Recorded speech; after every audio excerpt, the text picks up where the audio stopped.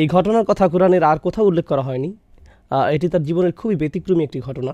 ভ্রমণটা ছিল একান্ত ব্যক্তিগত। কোরআনে মুসা আলাইহিস সালামের কথা পড়তে গেলে দেখা যায় তিনি হয়তো সরাসরি আল্লাহর সাথে কথা বলছেন, অথবা ইসরায়েলিদের সাথে আচরণ করছেন, বা তিনি ফেরাউনকে চ্যালেঞ্জ জানাচ্ছেন।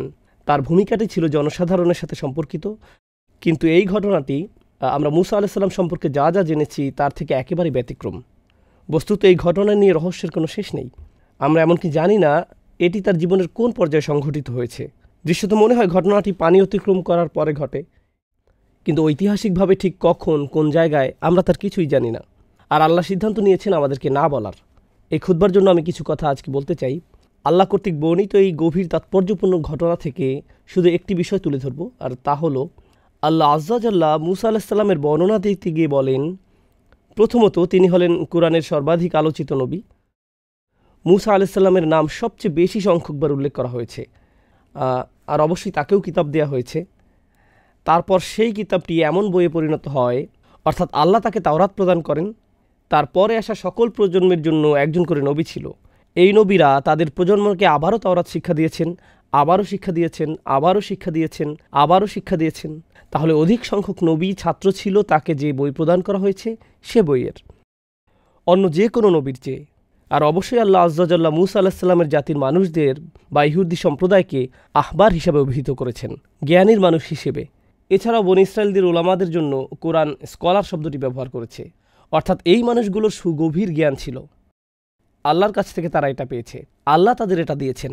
এমনকি তাওরাতের মধ্যে পরিবর্তন আনার পরেও কিছু জ্ঞান তাদের মাঝে বর্তমান আছে। সুতরাং আল্লাহ কোরআনে মুসা আলাইহিস সালামের জ্ঞান এবং উচ্চতর মর্যাদার কথা বারবার তুলে ধরেছেন। কিন্তু আজকের আলোচ্য ঘটনায় তিনি শিক্ষক নন, তিনি একজন ছাত্র। মুসা আলাইহিস সালাম, যিনি অন্য সকল ক্ষেত্রে ছিলেন একজন শিক্ষক, এখন তিনি একজন ছাত্র। আর এটা তার জীবনের শুরুর দিকের ঘটনা নয়। লেখাপড়ার কথা যখন চিন্তা করেন, আপনি জীবনে প্রথম দিকে জ্ঞান অর্জন করেন, ছাত্র থাকেন, এভাবে নির্দিষ্ট কিছু যোগ্যতা অর্জন করার পর আপনি শিক্ষক হন। শিক্ষক হওয়ার এটাই স্বাভাবিক প্রক্রিয়া। কিন্তু আমরা এখন যা নিয়ে কথা বলতে যাচ্ছি, এই ঘটনা মুসা আলাইহিস সালামের জীবনের অনেক পরের দিকের ঘটনা। তিনি ইতিমধ্যে ইসরায়েলিদের শিক্ষক হিসেবে বহুদিন অতিক্রম করেছেন। তিনি ইতিমধ্যে তাওরাত গ্রহণ করেছেন। তিনি আল্লাহ আজ্জা জাল্লার পক্ষ থেকে তাদের শিক্ষা দিয়ে আসছেন। আমরা যদি বর্ণনাটি সহি হিসাবে ধরে নেই, তখনকার দুনিয়াতে মুসা আলাইহিস সালামের চেয়ে বেশি জ্ঞানী আর কারো অস্তিত্ব ছিল না। তিনি তার চেয়ে জ্ঞানী কারো কথা জানতেন না। তবুও আল্লাহ তাকে বললেন, এমন একজন আছে যে তোমার চেয়ে বেশি জানে, তোমাকে তার কাছে যেতে হবে এবং শিখতে হবে। এখন খুবই ইন্টারেস্টিং এই ঘটনা।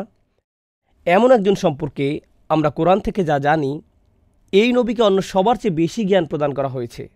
তারপরেও আল্লাহ তাকে বলছেন তোমাকে অন্য একজনের কাছ থেকে শিখতে হবে। আমরা জানি যে কোনো ব্যক্তি যত বেশি শিখে, যত বেশি যোগ্যতা অর্জন করে, যত বেশি সার্টিফিকেট অর্জন করে, সমাজে তার মর্যাদা তত বেশি বৃদ্ধি পায়। আমি এমনকি ধর্মীয় জ্ঞান নিয়ে এখানে কথা বলছি না। কেউ পিএইচডি অর্জন করলে এটাও এক ধরনের মর্যাদা। কেউ যদি বিশ্ববিদ্যালয়ের প্রফেসর হয় এটাও বিশেষ মর্যাদা। আর এজন্যই কেউ পাশ করলে আমরা উৎসবের আয়োজন করি। মাধ্যমিক, উচ্চ মাধ্যমিক, মাস্টার্স বা পিএইচডি যেটাই অর্জন করেন। ইসলামী শিক্ষায় যদি কেউ ইজাজা অর্জন করেন বা কোরআন হিফজ করেন, যখনই কেউ শিক্ষাক্ষেত্রে কোনো যোগ্যতা অর্জন করে তার মর্যাদা বেড়ে যায়, সমাজে সে আরও বেশি স্বীকৃতি লাভ করে, মানুষ তার কথা শুনে। তথাপি এই মানুষটি, যাকে আল্লাহ মুসা আলাইহিস সালামের চেয়েও বেশি জ্ঞান হিসেবে বর্ণনা করেছেন, মুসা আলাইহিস সালাম বরং বহু দূরের পথ পাড়ি দিয়ে ওনার কাছে আসেন জ্ঞান আহরণ করার জন্য, অথচ কেউ তার সম্পর্কে জানে না, কেউ তাকে চিনত না। প্রকৃতপক্ষে সবচেয়ে মজার ব্যাপারগুলোর মাঝে একটি হলো, এমনকি আমরা তার নামও জানি না। কোরআনে আল্লাহ তার নাম উল্লেখ করেননি। হ্যাঁ, হাদিসে তার নাম এসেছে খিজির বা খাদির, তার নামের কয়েকটি বানান উল্লেখ করা হয়েছে। কিন্তু আল্লাহ তার নিখুঁত বাণীতে মুসা আলাইহিস সালামের এই শিক্ষকের নাম আমাদেরকে না বলার সিদ্ধান্ত নিয়েছেন। তিনি আমাদেরকে তার নাম বলেননি। তাহলে আল্লাহ কিভাবে তার বর্ণনা দিলেন? আজ আমি এখান থেকে মূল আলোচনা শুরু করতে চাই। তিনি বললেন, ফাওয়াজাদ আবদাম মিন ইবাদিনা, অর্থাৎ মুসা আলাইহিস সালাম ও তার তরুণ সঙ্গী একসঙ্গে ভ্রমণ করল। পরিশেষে তারা পেল, এ কথাটি মনোযোগ দিয়ে শুনুন, আমার বান্দাদের মধ্য থেকে এক বান্দাকে। সহজে বললে এর অনুবাদ হবে জাস্ট আমার এক বান্দার দেখা পেল।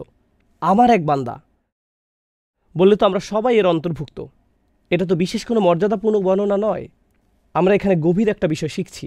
আল্লাহ সুবহানাহু ওয়া তাআলার নিকট কোনো ব্যক্তি যত বেশি জ্ঞান অর্জন করবে, তত বেশি একজন সাধারণ বান্দা হিসেবে পরিচিতি পাবে। এই জ্ঞানের কারণে তারা অন্যদের থেকে স্পেশাল হয়ে যান না। বরং এই জ্ঞানের ফলে সেই বান্দা বুঝতে পারে ইন্নানি মিনাল মুসলিমিন, আমি শুধু সব মুসলমানদের মধ্যেই একজন মুসলমান, আমি অন্য কারো চেয়ে উচ্চতর কেউ নই। দেখুন, অন্য সকল জ্ঞানের ক্ষেত্রে কেউ কিছুটা জ্ঞান অর্জন করলে নিজের মাঝে কেমন যেন আত্মম্ভরিতা তৈরি হয়। কোনো কনভেনশনে যোগ দিলে যদি তার পিএইচডি থাকে, তখন শুধু আব্দুল করিম লিখবে না, লিখবে ডক্টর আব্দুল করিম, পিএইচডি। আচ্ছা, এক কাজ করি, পিএইচডি একটু মোটা অক্ষরে লিখি। অথবা কারো কাছে নিজের পরিচয় দিতে গিয়ে বলবে, হেই, আমার নাম সালমান। না না না, আমার নাম ডক্টর সালমান। অথবা আপনার ইমেইল আইডি বা অন্য কোনো আইডিতে নিজের নাম শুধু জৈনাব লিখবেন না, লিখেন জৈনাব MBA।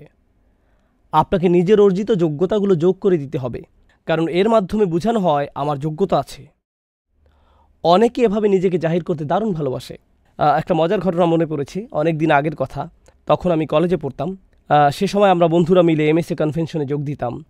আমার এক বন্ধু তখন মজা করে বুকের উপর একটা নেম প্লেট ঝুলিয়ে দিত, ডক্টর ফারেস মাহমুদ PhD, গুণ 10।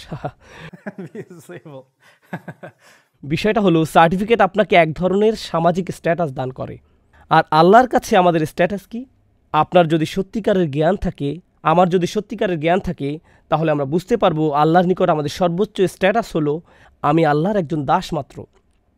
দাস শব্দটা আমি ইচ্ছে করে ব্যবহার করছি, আমি চাকর ব্যবহার করিনি, আমি বলেছি দাস, কারণ শব্দটা কেমন যেন অপমানকর। একেবারে আক্ষরিক অর্থে আরবিতে, আমাকে তো কোরআনের আরবির যত কাছাকাছি সম্ভব অনুবাদ করতে হবে। আমি রাজনৈতিকভাবে শুদ্ধ হওয়ার চেষ্টা করছি না, আমি ভাষাগত দিক থেকে সঠিক হওয়ার চেষ্টা করছি। বোঝার চেষ্টা করুন কেন এই পরিভাষাটি ব্যবহার করা হয়েছে। কারণ আল্লাহ ছাড়া অন্য যে কারো নিকট দাসত্ব স্বীকার করা অপমানজনক, কিন্তু আল্লাহর দাস হওয়া সম্মানের ব্যাপার। এর মাধ্যমে মূলত আমাদের মুক্তি ঘটে। আপনার পক্ষে এমন কোনো টাইটেলের কথা, এমন কোনো উপাধির কথা চিন্তা করা সম্ভব নয় যা দাসের চেয়ে নিচু হতে পারে। দাস, পৃথিবীতে মানুষ যত ধরনের চাকরি করে, চাকরিতে যত ধরনের পদ আছে, কেউ যদি দাসত্বের পদ গ্রহণ করে, এর চেয়ে বিনয়ী, এর চেয়ে নিচু আর কোনো পদ হতে পারে না। আর এই ঘটনায় আমরা দেখতে পাচ্ছি এমন একজনকে যার রয়েছে সর্বোচ্চ জ্ঞান, তথাপি সব মিলিয়ে তিনি শুধুই একজন আবদান, একজন দাস। অধিকন্তু এটা আল আবদ ব্যবহার করা হয়নি, এটা এমনকি মুআররাফ বিল নামও নয়। এখানে এমনকি সুনির্দিষ্ট করে দাসটিও বলা হয়নি। এমন বলা হয়নি যে ইনি সেই লোক যার কাছ থেকে তুমি শিখবে, না, যে কোনো একজন দাস। কারণ এখান থেকে আমরা জানতে পারি সত্যিকার অর্থে ইসলাম শিখার অর্থ কি।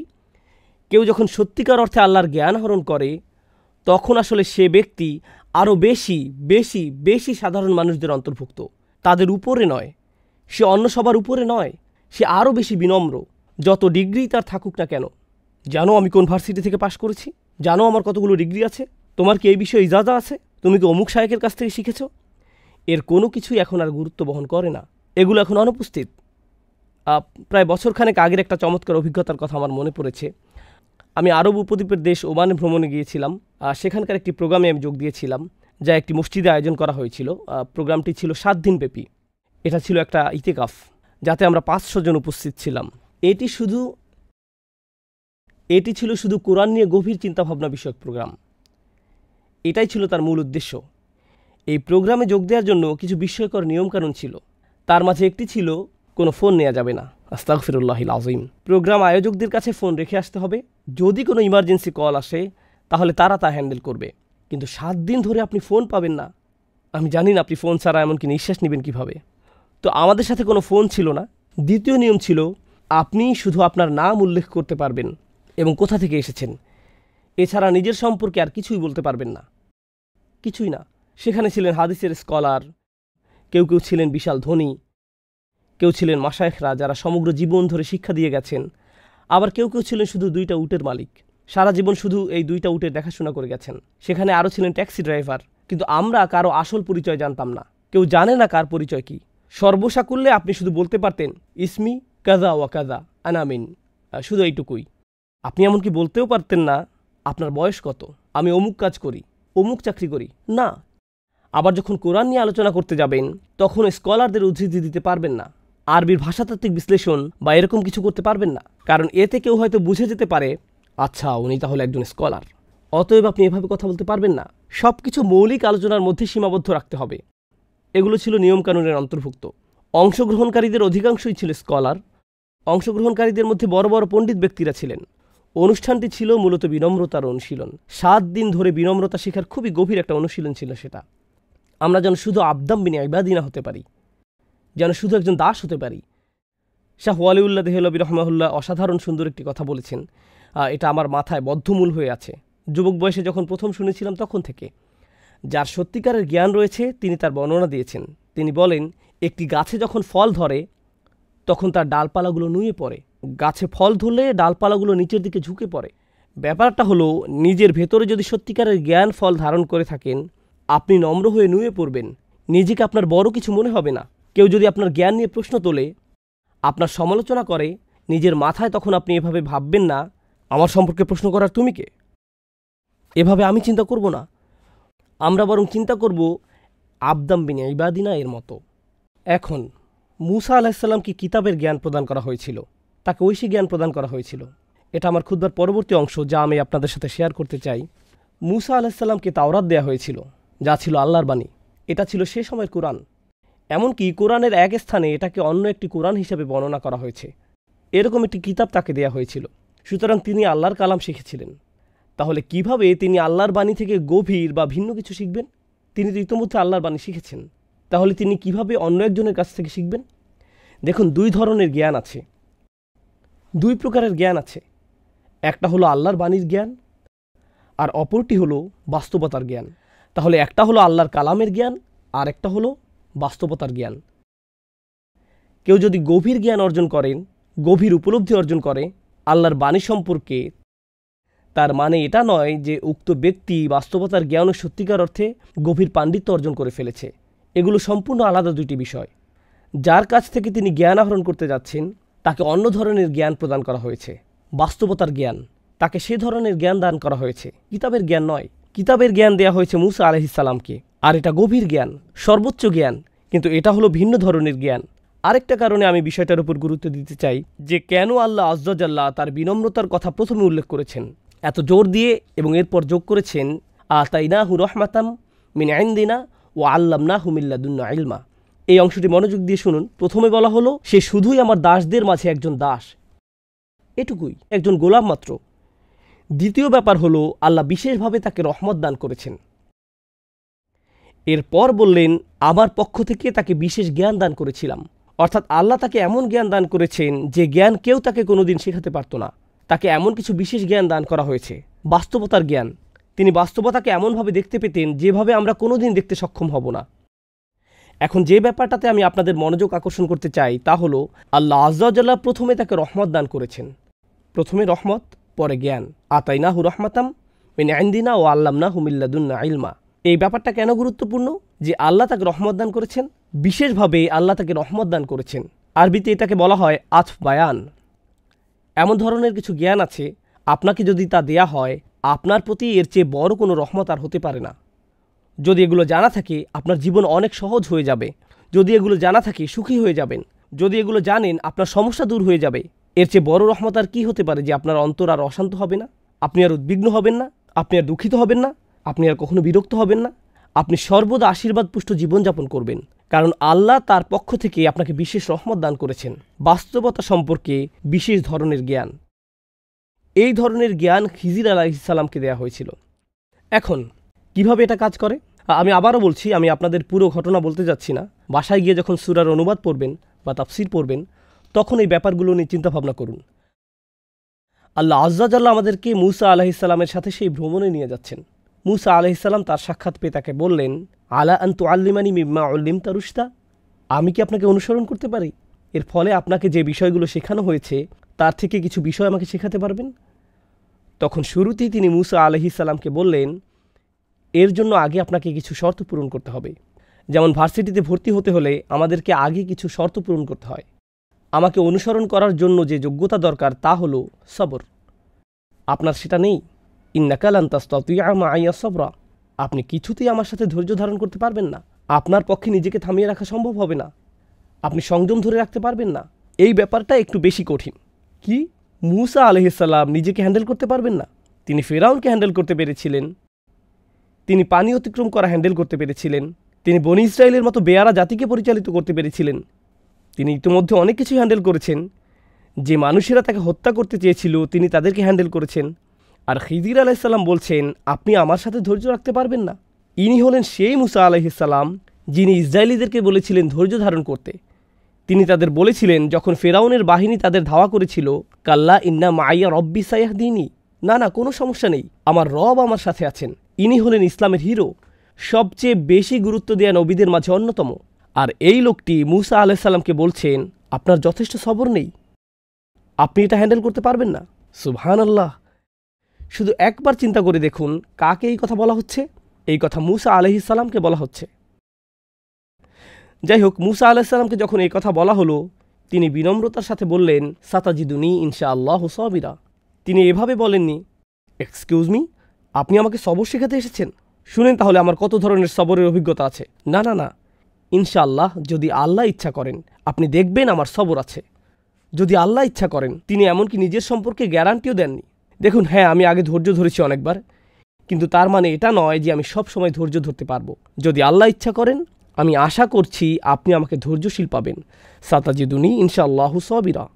আমি এই খুতবার শেষ কয়েক মিনিট বাস্তবতার জ্ঞান নিয়ে কথা বলতে চাই এবং আপনাদের নিকট তুলে ধরতে চাই কিভাবে মুসা আলাইহিসসালামের ধৈর্যের পরীক্ষা নেওয়া হয়েছিল, কিভাবে বাস্তবতার জ্ঞান রহমতে পরিণত হয়।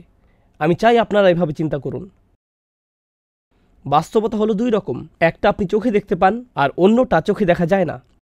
এই মুহূর্তে আমি আপনাদেরকে দেখতে পাচ্ছি, আপনাদের দুই কাঁধের ফেরেশতাদেরকে দেখতে পাচ্ছি না।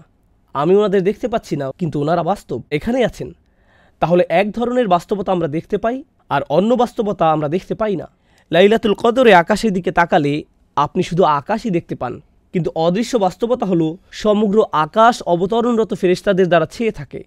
তানাজ্জালুল মালাইকাতু ওয়ার রূহু ফিহা বিইذনি রাব্বিহিম মিন কুল্লি আমর। এটা হলো একটি অদৃশ্য বাস্তবতা, বুঝতে পারছেন? একটা হলো দৃশ্যমান বাস্তবতা এবং অপরটা হলো অদৃশ্যমান বাস্তবতা। এই জ্ঞান আমরা যা প্রতিনিয়ত দেখতে পাচ্ছি, আমাদের সকল মতামতগুলো, সকল অনুভূতিগুলো এবং সকল চিন্তাভাবনাগুলো সব সময় দৃশ্যমান বাস্তবতা দ্বারা প্রভাবিত হয়। কারণ আমাদের নিকট বাস্তবতা এটাই। খবরে যা দেখতে পান, নিজে যার অভিজ্ঞতা অর্জন করেন, এগুলো হলো আপনার জীবনের বাস্তবতা। কিন্তু এই বাস্তবতার বাহিরেও আছে আরেক ধরনের বাস্তবতা, সোর্স কোডের মতো। যেমন আপনি শুধু অ্যাপের সামনের দিকটাই দেখতে পান, এর পেছনে যে প্রোগ্রামিং কোড রয়েছে তা দেখতে পান না, একটা পর্দা।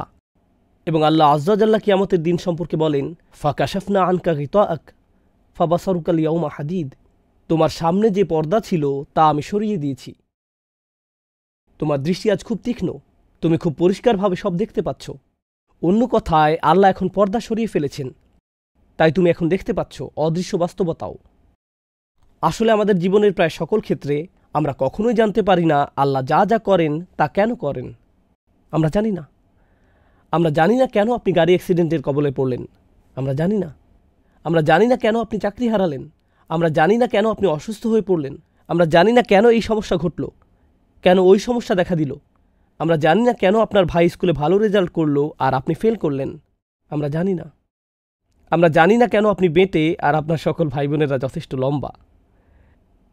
আপনি তখন ভাবতে শুরু করেন, আল্লাহ কেন এমনটা করলেন? তিনি কেন আমাকে বলেন না যে তিনি আমার থেকে কি চান? কেন তিনি অদৃশ্য জগতের পর্দা একটুখানি সরিয়ে দেন না, যেন আমি দেখতে পারি আসল রহস্য কি? আমি যদি জানতে পারতাম তাহলে হয়তো আমার অস্থিরতা দূর হতো। কারণ যদি না জেনে থাকেন, যদি কোনো বিচারক আপনার সম্পর্কে কোনো রায় দিয়ে থাকে, আপনি তখন স্বাভাবিকভাবেই জিজ্ঞেস করবেন, কেন আমাকে জরিমানা দিতে হবে? বিচারক উত্তরে বললেন, সেটা অদৃশ্য জগতের জ্ঞান, আমি আপনাকে তা বলতে যাচ্ছি না। কোনো বিচারক যখন আপনার সম্পর্কে কোনো রায় দিয়ে থাকে আর আপনি জানেন না কেন এই রায়, আপনি তখন অশান্ত হয়ে ওঠেন। আমি এটা মেনে নিতে পারি না, আমি এটার ব্যাখ্যা চাই। আপনি তো ওর ব্যাখ্যা আমার কাছ থেকে গোপন রাখতে পারেন না। আল্লাহ মুসা আলাইহিসসালামকে দেখালেন সব কিছুর সব সময় ব্যাখ্যা আছে, কিন্তু আল্লাহ সিদ্ধান্ত নিয়েছেন ওমা কান আল্লাহু লিইতলিআকুম আলাল গায়ব। আর আল্লাহ সিদ্ধান্ত নিয়েছেন তিনি তোমাদেরকে অদৃশ্য জগতের খবর জানাবেন না। তিনি সকল দৃশ্যমান বিষয়ের পেছনে রয়েছে। আর আল্লাহ সিদ্ধান্ত নিয়েছেন তিনি তোমাদেরকে অদৃশ্য জগতের খবর জানাবেন না। সকল দৃশ্যমান বিষয়ের পেছনে রয়েছে আর একটি অদৃশ্য জগৎ, আর তিনি সিদ্ধান্ত নিয়েছেন আপনাদেরকে সেটা জানাবেন না। কিন্তু এই ঘটনায় আল্লাহ মুসা আলাইহিসসালামের শিক্ষকের মাধ্যমে অদৃশ্য জগতের পর্দাটা সামান্য একটু তুলে ধরলেন, কি ঘটছে ঘটনার অন্তরালে। কিন্তু তিনি সেই পর্দা সবসময় উন্মোচন করেন না। এটা একটা বিশেষ ধরনের জ্ঞান যা খিজির আলাইহিসসালামকে দেয়া হয়েছে, যা ছিল তার প্রতি বিশেষ ধরনের দয়া। আল্লাহ সেই জ্ঞান সবাইকে দান করেন না, মুসা আলাইহিস সালামকেও দান করেননি। অর্থাৎ এটা এমন এক বাস্তবতা যা এমনকি তিনি তার রাসূলদের নিকটও উন্মোচিত করেন না আলাইহিমুসসালাতু ওয়াসসালাম। আমরা এখান থেকে খুব গুরুত্বপূর্ণ একটা বিষয় শিখছি। তাই মুসা আলাইহিস সালাম দেখলেন এক ব্যক্তি বৈধভাবে পরিশ্রম করে জীবিকা উপার্জন করছে, আর তার জীবিকা উপার্জনের একমাত্র মাধ্যম হলো তার নৌকাটি, আর সেই নৌকাটিই কিনা ফুটো করে দেয়া হলো। তার শিক্ষকই এই কাজ করলেন। কি করছেন আপনি? এটা তো পুরোই একটা জঘন্য কাজ। খিজির আলাইহিস সালাম বলেন, আগেই বলেছি আপনি এটা হ্যান্ডেল করতে পারবেন না। এটা এমন কোর্স নয় যেটা করে আপনি নিজেকে ঠিক রাখতে পারবেন। এটা করার জন্য যে ধৈর্য লাগে সেটা আপনার নেই। অর্থাৎ মুসা আলাইহিস সালাম অন্যায় অবিচার দেখলে চুপ করে দাঁড়িয়ে থাকতে পারেন না। যখন দুই ব্যক্তিকে মারামারি করতে দেখলেন, তিনি দাঁড়িয়ে থাকলেন না, নিজে গিয়ে এটার সমাধান করতে চাইলেন। তিনি যখন দেখলেন দুইটি মেয়ে নিজেদের পশুগুলোকে পানি পান করাতে পারছে না, তিনি এগিয়ে গিয়ে তাদের সাহায্য করলেন। এখন তিনি যখন দেখলেন একজন নির্দোষ বাচ্চাকে হত্যা করে ফেলা হচ্ছে, একটি নৌকা কোনো কারণ ছাড়াই ডুবিয়ে দেওয়া হচ্ছে, অবশ্যই তিনি এগুলো মেনে নেবেন না। আর এখানেই ছিল তার ধৈর্যের পরীক্ষা। অন্য কথায়, যখন আপনি আমি কোনো অন্যায় হতে দেখব, নিজেদের ব্যক্তিগত জীবনে, নিজস্ব গণ্ডির ভেতরে, যখন দেখবেন কেউ আপনার নিজের প্রতি অন্যায় করছে বা অন্য কারো প্রতি অন্যায় করছে, আপনি তখন প্রশ্ন করতে শুরু করেন, এই অন্যায় অবিচারের কারণ কি? এটা তো ঠিক না। ব্যাপারটা আপনাকে ক্ষুব্ধ করে তোলে, নিজের ভেতরে খুব অশান্তি অনুভব করেন। ঠিক সেই মুহূর্তে খিজির আলাইহিস সালামের ওই কথাগুলো, যেগুলো তিনি মুসা আলাইহিস সালামকে বলেছিলেন, আলাম আকুল্লাকা ইন্নাকা লান তাসতাতিআ মাইয়া সবরা, আপনি এটা হ্যান্ডেল করতে পারবেন না। আমি কি আপনাকে বলিনি যে এই শিক্ষা অর্জন করা সহজ নয়? আপনি এর জন্য ধৈর্য ধারণ করতে পারবেন না। এই কারণে এই জ্ঞান সবাইকে দেয়া হয়নি। আপনি এটা হ্যান্ডেল করতে পারবেন না। তিনি এমনকি একথাও বলেছেন, অকাইফা তাসবিরু আলা মা লাম তুহিত বিহি খুবরা, আপনি কিভাবে সে বিষয়ে ধৈর্য ধারণ করবেন যা সম্পর্কে আপনার জ্ঞান বা অভিজ্ঞতা নেই? অদৃশ্য জগতের অভিজ্ঞতা লাভ করার একটা ব্যাপার আছে। আল্লাহ আমাদের জন্য সেই অভিজ্ঞতার দরজা উন্মুক্ত করেননি। আমাদের পক্ষে সে জগতের অভিজ্ঞতা লাভ করা সম্ভব নয়। আমাদেরকে বিনয়ী হতে হবে। আল্লাহু ইয়ালামু ওয়া আনতুম লা তা'লামুন, আল্লাহই জানেন, তোমরা জানো না। পরিশেষে যখন মুসা আলাইহিস সালামকে শেখানো হলো, আপনি তো এই ব্যাপারগুলোতে ধৈর্য ধরতে পারেননি, এখন শুনুন ঘটনার অন্তরালে ঠিক অমুক কারণগুলো জড়িত ছিল। এটাই ছিল আল্লাহর পরিকল্পনা। প্রত্যেকটি ঘটে যাওয়া ঘটনার পেছনে যখন কারণগুলো বিস্তারিত বলে দেওয়া হলো, তখন আমরা আসলে উপলব্ধি করলাম এটা অন্যতম গুরুত্বপূর্ণ একটি জ্ঞান, যে জ্ঞানের কাছে আমরা সত্যিকার অর্থে নিজেদের বিনয়ী না করলে নিজেদেরকে আল্লাহর দ্বীনের ছাত্র হিসেবে গণ্য করার কোনো মানেই হয় না। অন্যভাবে আবার বলছি, যখন আমরা আল্লাহর পরিকল্পনার কাছে নিজেদের সম্পূর্ণরূপে সমর্পণ করে দিই, তার মানে আমরা আল্লাহর সামনে নিজেদের বিনয়ী করে দিয়েছি। আমাদের শিক্ষকের উপর আমাদের ভরসা আছে, মানে আল্লাহর উপর, এবং যে পথে তিনি আমাদের নিয়ে যাচ্ছেন তাতেও আমাদের আস্থা আছে। যদিও সে পথটা কষ্টকর মনে হয়, তবু তার উপর আমাদের বিশ্বাস একটুও কমবে না। আর এমনটা করা সহজ নয়। যদি এটা মুসা আলাইহিস সালামের মতো একজন রাসূলের জন্য সহজ না হয়, ওয়াকাল্লামাল্লাহু মুসা তাকলিমা, যিনি আল্লাহর সাথে সরাসরি কথা বলেছিলেন, এমনটা করা এমনকি তার জন্যও সহজ ছিল না। তার মানে আপনার আমার জন্যও এটা সহজ নয়। এটা জীবনের অন্যতম একটা কঠিন কাজ যা আমাদের করতে হবে। আর তা হলো সত্যিকার অর্থে মন থেকে আল্লাহর পরিকল্পনা মেনে নিতে সক্ষম হওয়া। এটা উপলব্ধি করতে সক্ষম হওয়া যে নিশ্চয়ই এর পেছনে আরও বড় কোনো পরিকল্পনা রয়েছে। প্লিজ এই খুতবায় আমি যে ব্যাপারটা তুলে ধরতে চাচ্ছি তা বুঝতে ভুল করবেন না। আমি বলছি না যে মানুষ যখন আপনার সাথে বৈষম্যমূলক আচরণ করে বা অন্যায় আচরণ করে অথবা কোনো অন্যায় কাজ হতে দেখেন, আপনার তখন কিছু বলা উচিত না, কারণ এটা আল্লাহর প্ল্যান। আমি এখানে ধৈর্য অবলম্বন করব, কিছু বলবো না। এখানে এটা বলা হয়নি। এখানে এমন সব ঘটনাবলী সম্পর্কে বলা হচ্ছে যা আমাদের নিয়ন্ত্রণের বাহিরে। যখন এমন কিছু ঘটে যা আমাদের পক্ষে নিয়ন্ত্রণ করা সম্ভব হয় না, মনে রাখবেন তার জন্য একটা পরিকল্পনা আছে। তখনও আল্লাহর একটা পরিকল্পনা কাজ করে। আমাদেরকে তো ন্যায় বিচারের জন্য দাবি জানাতে হবে, অন্যায়ের বিরুদ্ধে রুখে দাঁড়াতে হবে। এই বাধ্যবাধকতা আমাদের উপর আছে, কিন্তু এটা এর বাহিরের একটা বিষয়। ওইটা তো সুস্পষ্ট কমন সেন্সের ব্যাপার, যা নিয়ে কোরআনের সর্বোচ্চ আলোচনা করা হয়েছে। কিন্তু আল্লাহ আজ্জা জাল্লার সামনে একটি মনোভাব পোষণ করার ব্যাপার আছে। আমি এভাবে বলবো না, ইয়া আল্লাহ, আমি তো এই পরিকল্পনার পেছনে কোনো যৌক্তিক কারণ খুঁজে পাচ্ছি না। যদি আমি প্ল্যান করতাম আরও ভালোভাবে করতাম। মাআযাল্লাহ, যদি এমন চিন্তা কারো মাথায় এসে পড়ে, এই চিন্তাকে অবশ্যই মেরে ফেলতে হবে। কারণ আমার পরিকল্পনার চেতনা, আমার সিদ্ধান্ত নেওয়ার ক্ষমতা সব সময় দুর্বল। আপনি কি ভাবছেন আপনি আল্লাহর চেয়ে বেশি দয়ালু? আপনি কি ভাবছেন আপনি আল্লাহর চেয়েও বড় ন্যায় বিচারক? আমি কি ভাবছি আমি আল্লাহর চেয়ে ভালো পরিকল্পনাকারী? আমি আল্লাহর চেয়ে বেশি জানি, আল্লাহর চেয়ে বেশি প্রজ্ঞা আছে আমার? এটাই কি আমি ভাবছি? কারণ আমি যখন তার সিদ্ধান্তকে এভাবে প্রশ্ন করি, সুস্পষ্ট রূপে আমি কোনো ভুল করছি। অবশ্যই কখনো কখনো আমরা এমন চিন্তার কাছাকাছি চলে আসতে পারি, এমনকি ফেরেশতারাও একবার কাছাকাছি চলে এসেছিলেন। তারা বুঝতে পারেননি কেন আদম আলাইহিস সালামকে সৃষ্টি করা হয়েছে, তারা বুঝতে পারেননি। তারা এমনকি আল্লাহ আযজা ওয়া জাল্লাকে জিজ্ঞেস করলেন, আতাজআলু ফিহা মান ইউফসিদু ফিহা ওয়া ইয়াসফিকুদ দিমা, আপনি কি সেখানে এমন কাউকে সৃষ্টি করবেন যে তাতে ফাসাদ করবে এবং রক্তপাত করবে? আমরা তো বুঝতে পারছি না। কিন্তু তাৎক্ষণিক এটা বলার সাথে সাথেই, কারণ তারা বুঝতে পারছিল না, এতে কোনো সমস্যা নেই, আমরা আল্লাহর কাছে জানতে চাইতে পারি, ইয়া রব, আমি যদি বুঝতে পারতাম কেন এটা ঘটছে, পরিস্থিতি মোকাবেলা করতে আমাকে মানসিক শান্তি দান করুন। কিন্তু তৎক্ষণাৎ ফেরেশতারা কি বলেছিলেন? ওয়া নাহনু নুসাব্বিহু বিহামদিকা ওয়া নুকদ্দিসু লাক, প্রসঙ্গত আপনি নিখুঁত, আমরা এই পরিকল্পনাটা বুঝতে পারছি না, কিন্তু তার মানে এই নয় যে আপনি ভুল সিদ্ধান্ত নিয়েছেন, মোটেই না। এর নাম হলো বিনম্রতা। আল্লাহর বান্দাদের মাঝে একজন বান্দা হওয়ার মানে এটাই, আবদাম মিন ইবাদিনা। একদিকে আপনি ওহীর জ্ঞানে পারদর্শী হতে পারেন, আরবি ভাষায় পণ্ডিত হতে পারেন, কোরআন হিফজ করতে পারেন, হাদিস পড়তে পারেন, এই সব কিছু আপনার জানা থাকতে পারে, কিন্তু এই ব্যাপারটা অন্তরে নেই। আল্লাহর জারিকৃত বিধানে আপনার অন্তর সন্তুষ্ট নয়। এরকম সন্তুষ্ট থাকা এবং উপলব্ধি করা যে আল্লাহ যা করছেন তাই উত্তম, এই ব্যাপারটা জানা যে আল্লাহই সর্বোত্তম পরিকল্পনাকারী। আমরা জানি কখনো কখনো একটি চারা গাছ অল্প কিছুদিনের মধ্যেই বেড়ে ওঠে, আবার কখনো কখনো বড় হতে বছরের পর বছর লেগে যায়, রাইট? তাই যে বীজের অভিজ্ঞতা আপনি এখন অর্জন করেছেন তার ফলাফল কি এখনই দেখা যাবে নাকি আজ থেকে 100 বছর পরে দেখা যাবে তা আমরা জানি না। সেই পরিকল্পনা আল্লাহর, আমাদের পক্ষে তা জানা কোনোদিন সম্ভব নয়। আল্লাহ আযজা ওয়া জাল্লা তা আমাদেরকে না জানানোর সিদ্ধান্ত নিয়েছেন। যখন মুসলমানরা একটি কঠিন সময় পার করছিল, সেই কথাটি বলেই খুতবার সমাপ্তি টানছি। আল্লাহ আযজা ওয়া জাল্লা মুসলমানদেরকে বলেছিলেন, যখন তাদের মাঝে প্রশ্ন দেখা দিল, জানেন তো আমরা উহুদের যুদ্ধে ব্যাপক ক্ষয়ক্ষতির সম্মুখীন হলাম। আল্লাহ আযজা ওয়া জাল্লা লক্ষ্য করলেন, এমনকি মুসলমানদের মধ্যেও এটা নিয়ে প্রশ্ন দেখা দেওয়া শুরু করলো, কেন আমাদের এমন বিপর্যয় ঘটল? আমাদের সাথে আল্লাহর রাসূল আছেন সাল্লাল্লাহু আলাইহি সাল্লাম, তার সাথে আমরা সকল বিশ্বাসীরা এত ত্যাগ কুরবানি স্বীকার করলাম। আল্লাহ বলেন, ওয়াতিলকাল আইয়ামু নুদাউিলুহা বাইনান নাস, এই দিনগুলোকে আমি মানুষের মধ্যে আবর্তিত করে থাকি। ওয়ালিয়ালামাল্লাহুল্লাযীনা আমানু, যাতে আল্লাহ চিনে নিতে পারেন কারা সত্যিকার অর্থে ঈমান এনেছে। জিততে থাকলে তো বিশ্বাস করা সহজ, তাই না? আমি দেখতে চাই কাদের ঈমান তখনও তাজা থাকে যখন কি হয়, যখন পরাজয় হয়। প্রথম যখন এই আয়াত পড়ি, আমি তখন নিউ ইয়র্কে থাকতাম। সে সময় আমি বাস্কেটবল টিম নিউ ইয়র্ক নিক্সের ফ্যান ছিলাম। এই টিম সম্পর্কে যদি কিছু জেনে থাকেন, স্পাইক লিকে দেখবেন, সে প্রতিটা ম্যাচে উপস্থিত থাকত। গ্যালারি থেকে সে শাহাদাত আঙ্গুল নাড়তে থাকত। খেলায় তার টিম 40 পয়েন্ট পিছিয়ে থাকলেও সে বিশ্বাস হারাত না।